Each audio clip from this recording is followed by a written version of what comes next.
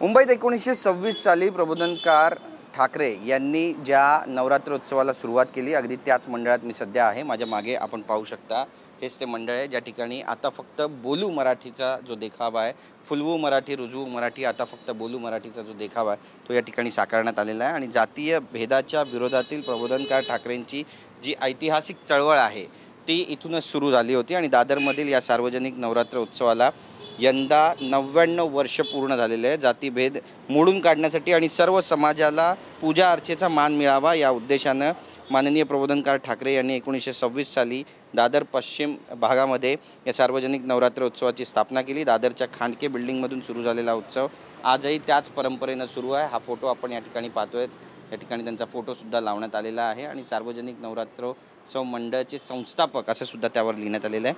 आणि आपण पाहतोय की या उत्सवाला प्रबोधनकार ठाकरे यांनी त्या काळामध्ये डॉक्टर बाबासाहेब आंबेडकर यांना आवर्जून निमंत्रित केलं होतं। त्यावेळी मोठ्या प्रमाणावर टीकासुद्धा झाली असली तरी याच मंडपात डॉक्टर बाबासाहेब आंबेडकर यांचं महत्त्वपूर्ण भाषणसुद्धा झालं होतं। खरं तर टिळकांनी सार्वजनिक गणेशोत्सव सुरू केला असला तरी काही ठराविक समाजानं त्यावर वर्चस्व गाजवलं। बहुजन समाजाला पूजा अर्चेची परवानगी त्या काळामध्ये नाकारण्यात आली होती आणि या अन्यायाविरोधात प्रबोधनकार ठाकरे पेटून उठले आणि त्यांनी तसेच आंबेडकर यांनी स्वतंत्र चळवळसुद्धा सुरू केली होती। आणि त्याचाच पहिला टप्पा म्हणजे हा नवरात्रोत्सव मानला जातो। हा इतिहास बहुतेक लोकांना माहीत नाही आहे, मात्र या उत्सवाला ठाकरे परिवार, शरद पवार यांच्यासह अनेक राजकीय नेत्यांची सुद्धा हजेरी लागलेली आहे। सुनील दत्त असो, दिलीप कुमार असो, शत्रुघ्न सिन्हा असो, नाना पाटेकर, शरद शिंदे यांच्यासह अनेक नामवंत कलाकारांनी या उत्सवात सहभाग घेतला आहे। नाट्यविश्वातील लक्ष्मीकांत बेर्डे, श्रीराम लागू, निळू फुले, विजय चव्हाण यांच्या नाटकांचे प्रयोगसुद्धा इथेच रंगले, तर भीमसेन जोशी, अनुराधा पौडवाल यांच्या गायन कार्यक्रमांनी सुद्धा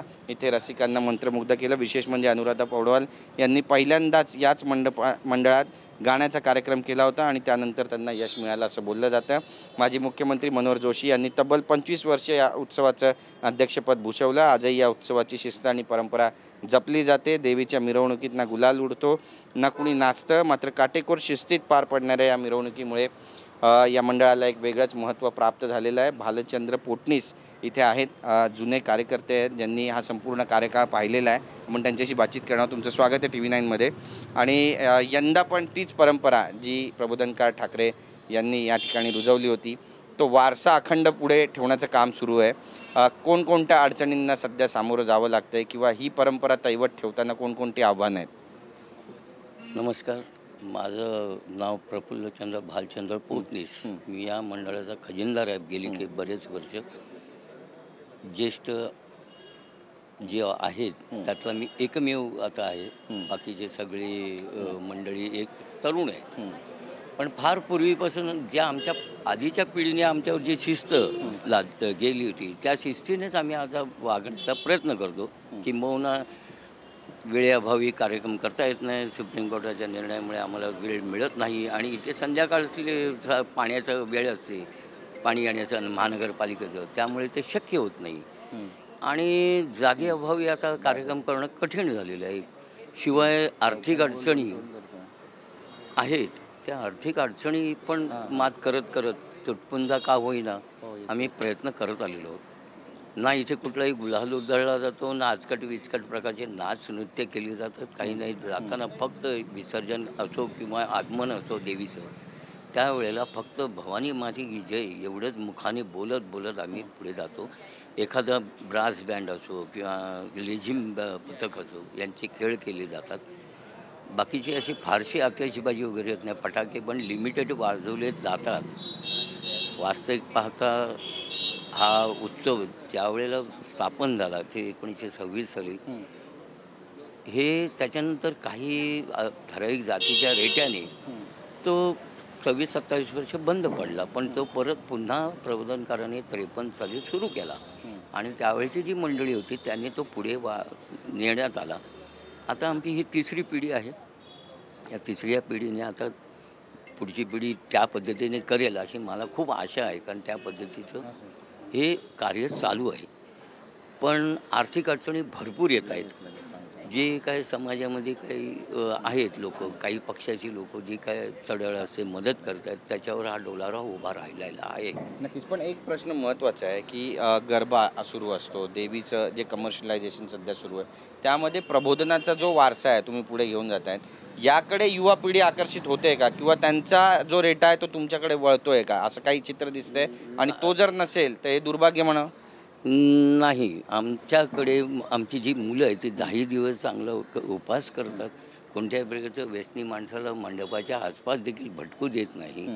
आणि सुदैवाने ह्या मंडळाच्या की कोणत्याही प्रकारचं कमर्शियलायझेशन आत्तापर्यंत झालेलं नाही. पुढे होईल की नाही शंका आहे. पण मला असा आशा आहे की गरबासारख्या गोष्टी ह्या म्हणजे आपल्या राज्यात होत नाही. फार पूर्वी एकदा माझ्या महिला मंडळ आहेत त्यांनी एक भोंडला नावाचा जो आपल्याकडे नृत्य प्रकार आहे, ज्या देवीच्या पुढे जागर केला जातो, तो 1 वर्ष सादर करायचा आमच्याच मंडळातील महिला कार्यकर्त्यांनी केला होता. आणि आवर्जून आमचा हट्ट हा असतो की संध्याकाळी ज्या ओट्या घेतल्या जातात किंवा सकाळी घेतल्या जातात त्या महिलांच्या हस्तेच घेतल्या जातात.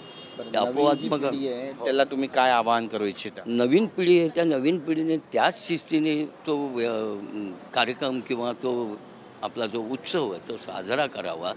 कारण काय, आज जे मोबाईलचं विश्व आहे, इंटरनेटचं विश्व आहे, तर त्या विश्वाच्या थोडंसं बाहेर येऊन ते लोक कार्य करतायत आमचे कार्यकर्ते.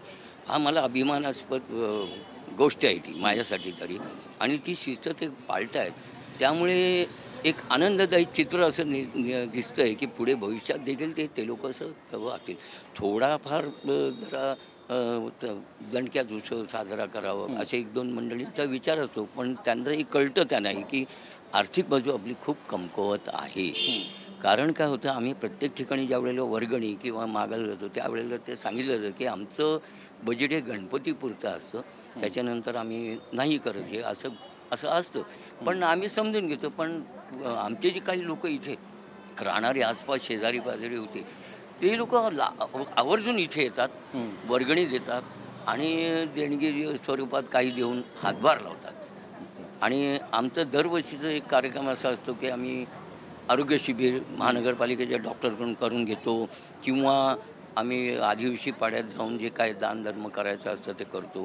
फार पूर्वी तर आम्ही श्रद्धानंद महिला आश्रम म्हणून माटुंग्याला जे आहे तिथेही आम्ही आमच्या मंडळातर्फे काही ना काही भावबीज भेट म्हणून त्या महिलांना पाठवत होतो. नक्कीच. आता कालांतराने तो खंड पडला.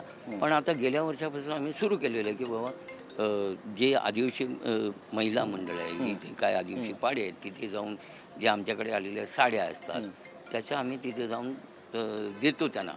हे असं वाटण्याचा प्रयत्न करतो. नक्की, धन्यवाद आमच्याशी बातचीत केल्याबद्दल. तर आपण पाहतो या ठिकाणी अगदी आनंदात, उत्साहात आणि एक सामाजिक उपक्रम राबवत सर्वसामान्यांना मराठी भाषेचं अनुकरण त्यांनी करावं, मराठी भाषा जोपासावी अशा आशयाचा देखावा तयार करून या मंडळानं प्रबोधनकार ठाकरे यांची जी परंपरा आहे ती अजूनही दैवत ठेवलेली आहे. बऱ्याच लोकांना याबाबत माहीत नाही आहे, त्यामुळे तरुणांनी या ठिकाणी जास्तीत जास्त यावं आणि काहीतरी बोध घ्यावा असं आवाहन जे आहे ते मंडळाकडून करण्यात येते. कॅमेरा पर्सन हरीश नेगीसह गिरीश गायकवाड, TV9 मराठी, मुंबई.